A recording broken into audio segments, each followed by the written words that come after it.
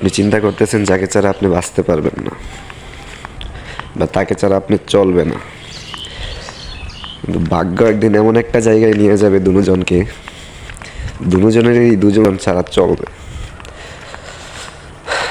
এমন একটা সময় আসবে তখন কেউ কাউকে মনেও করবেন না, তাকে দেখলেই আরও রাগ, ঘৃণা, অপমান সব কিছু একসাথে কাজ করবে।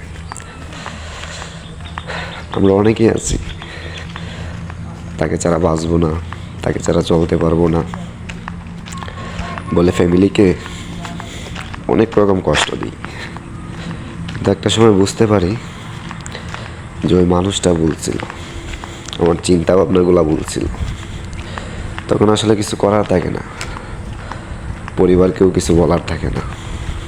তোমার লাইফটা এমন হয়ে যায় যে না পারেন কাউকে কিছু বলতে, না পারেন সইতে। ওই মানুষটাকে ছাড়া ঠিকই বাঁচেন, কিন্তু মাঝখানে সবার থেকে দূরে চলে যান শুধু ওই মানুষটার জন্যই। তো কী দরকার আছে? কোনো দরকার নেই।